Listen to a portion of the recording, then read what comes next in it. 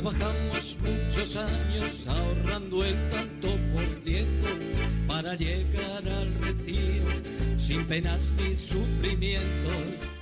Bueno, pois con esta sintonía que abre cada día este espacio cos amigos de Modepen, damos hoxe a benvida para un día máis falar de pensións e da non sei se dicir problemática, pero sí seguramente de todo o que xira ao redor dela. Bueno, antes que nada, decir que puideron escoitar xa esta mañá, me parece, algunha publicidade convidando a participar nunha manifestación, exactamente, que nos van a lembrar ahora lugar, día e hora.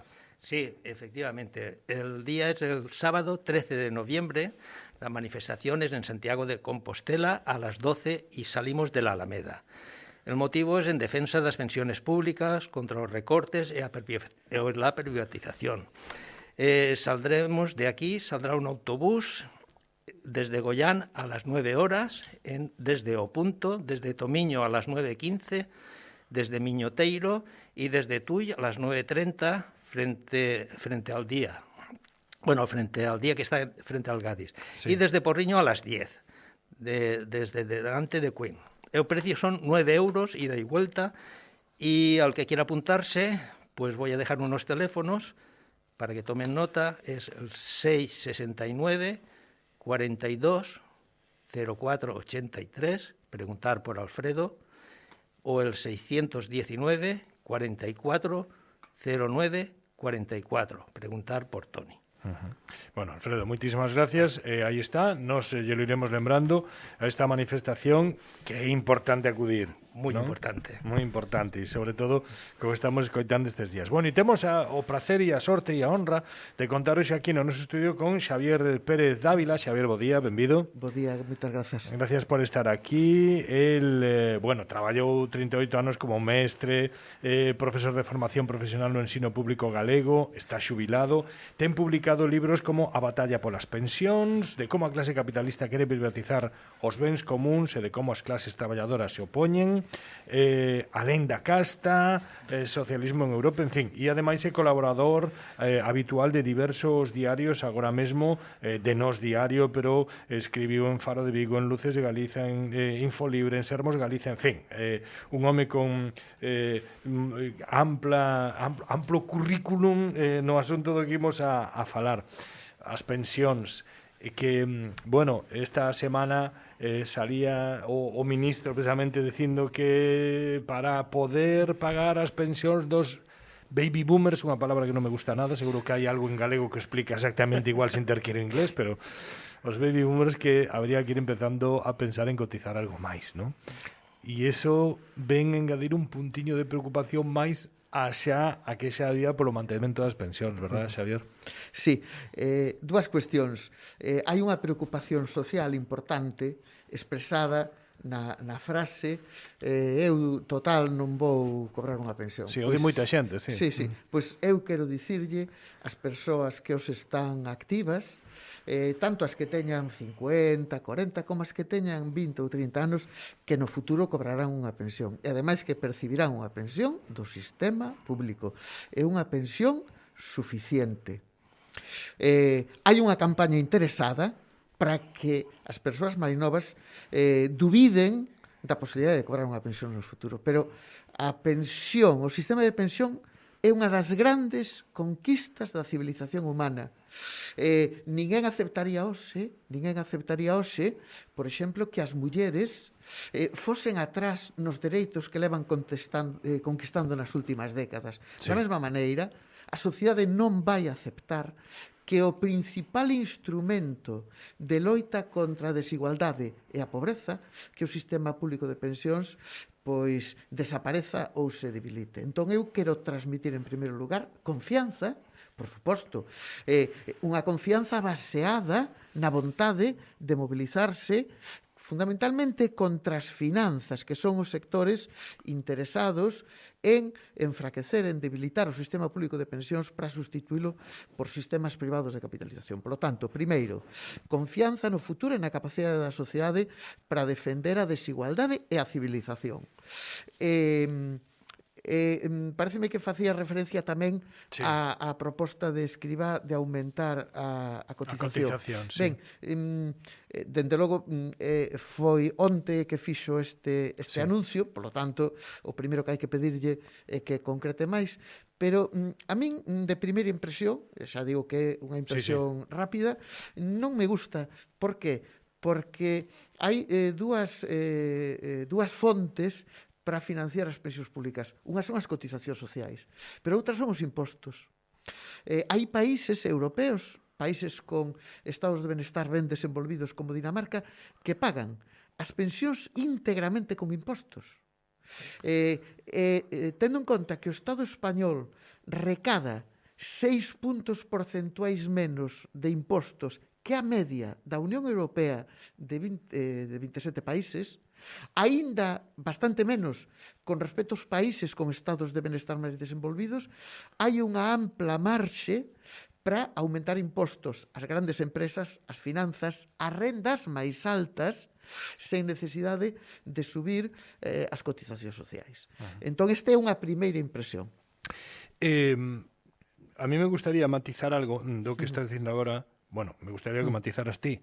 Ti dis que sí, que vai haber pensións que se van, ademais, a recibir por parte do Estado e que se vai manter, pero isto vai requerir unha loita e unha exigencia constante. É dicir, aquí, si nos despistamos, si nos dormimos nos laureis, me parece que podemos levar algún susto, verdad? Sí, sí. En 1994, o Banco Mundial publicou un informe que se considera un punto de inflexión na visión do sistema de pensións. É moi interesante lembrar que nese informe o Banco Mundial referíase aos sistemas públicos de pensións de todo o mundo, dicindo que estaban near collapse, é dicir, próximos ao colapso. Pasaron 27 anos, e non colapsou, non quebrou ningún sistema público de pensións no mundo. Si, en cambio, que son numerosos os fondos de capitalización que quebraron. Isto xa nos dá un indicador de por onde van as cousas. Claro, nese informe, o Banco Mundial propuña sustituir os sistemas públicos de repartición, que é o que temos na Galiza e no Estado español, por sistemas mixtos no que cada vez tivesen máis peso os fondos de capitalización privados. E hai que dicir que o Banco Mundial tivo até agora moi pouco éxito. Fixádevos, tanto na Galiza como no Estado español, en educación xa o 20% do gasto é privado. En sanidade xa o 30% do gasto é privado. En pensións non chega ao 5% do gasto o que é privado. Por lo tanto, tiveron moi pouco éxito.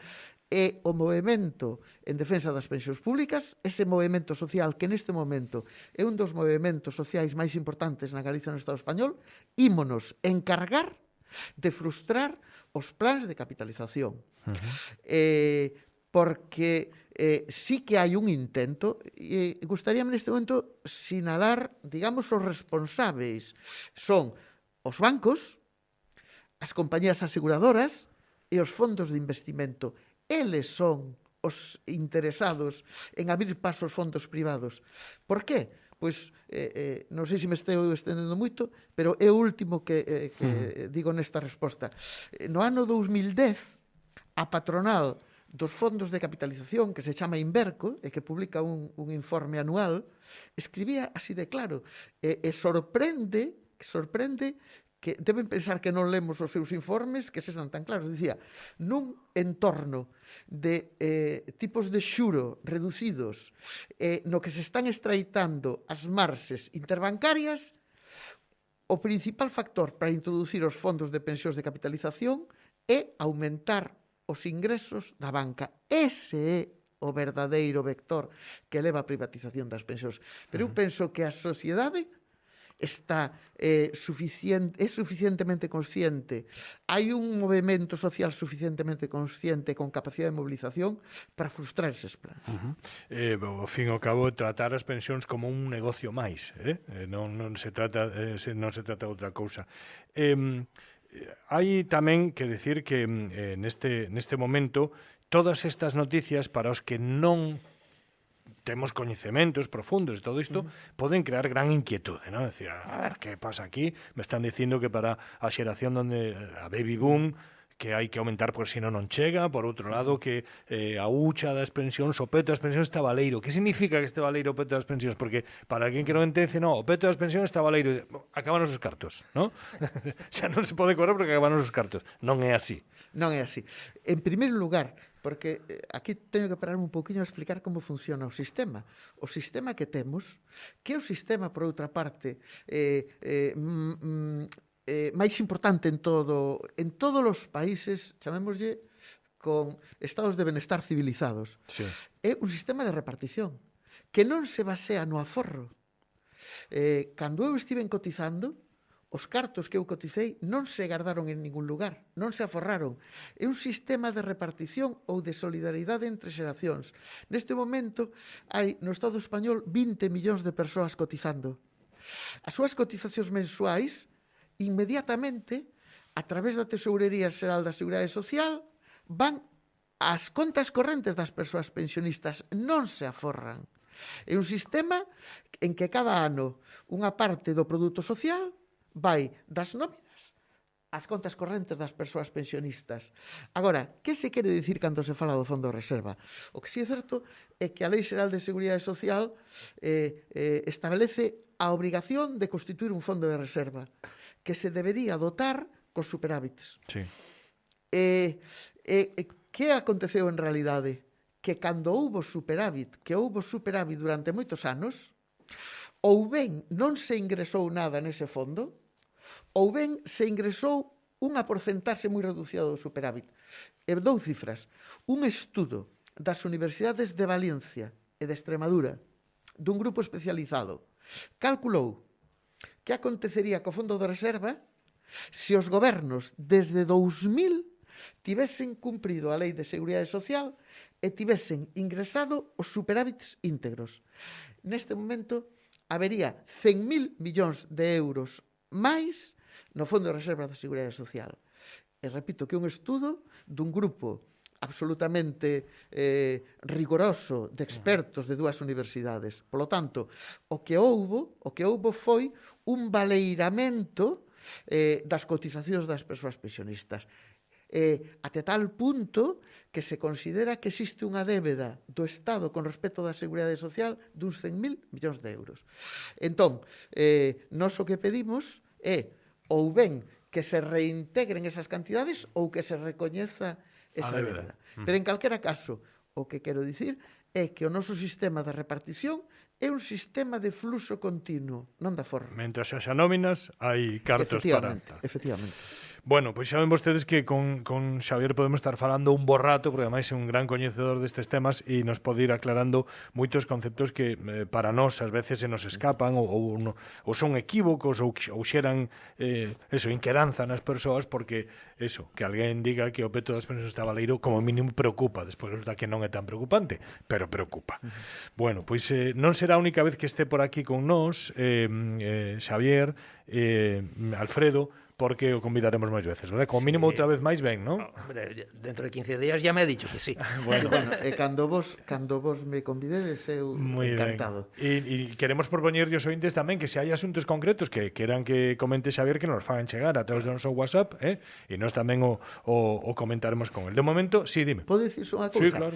Como faz referencia ás persoas que nos están oindo, gustaríame que nos dirixisen as preguntas máis comprometidas. Porque, sí, as máis difíciles, porque hai esa idea socialmente extendida, eu non cobrarei unha pensión, pois que expresen as súas dúbidas, os seus temores, porque me gustaría analizalas. Claro, e tranquilizar a xente, porque ao final hai unha especie de... Eu non acabo de entender moi ben, pero entra seguramente xa dentro da propia loita política e entón aí todo se embarulla, ¿no? Pero hai como un certo interés en intranquilizar, ¿no? Cando o normal sería que desde o Estado pois dixera, mira, sí, bueno, temos problemas, pero tranquilos, que isto se arregla así, ¿no? E esta, bueno, seguramente porque moita xente en canto está intranquila vota mando unha pensión privada, Sí, Claro, sí, pero... un plan de pensións privado. Sí, sí, Entón, pero se eu tivese que sinalar dúas características dos fondos de pensións privados, eu sinalaría dúas: inseguridade e desigualdade. Inseguridade, porque a diferencia do sistema de repartición, que é un sistema, como dixen, de fluxo continuo, en que se basean os fondos privados de capitalización, en investir a longo prazo as achegas dos partícipes. Os mercados financeiros son, por definición, imprevisíveis. Eu agora estábamos tomando un café antes de vir para aquí e puña o exemplo de Nokia. Nokia, lembrades que foi a compañía que era absolutamente dominante na produción de teléfonos móviles.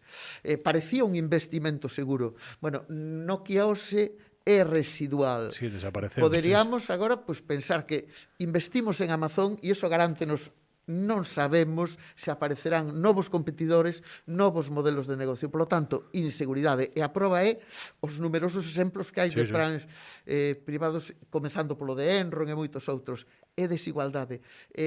Eu, disculpa se me estou estendendo, córtame, pero gustaríame dar un dato. Os fondos de empresa, que son os que quere introducir Escribá, xa existen. O último dato que consultei, había 1,6 millóns de contas de fondos de empresa. En 2 terceiras partes, canto se ingresou no último ano? 0 euros. Eso que quere dicir? Que 2 terceiras partes das persoas que teñen contas de plans privados de empresa, como teñen salarios pequenos, non puideron achegar nada.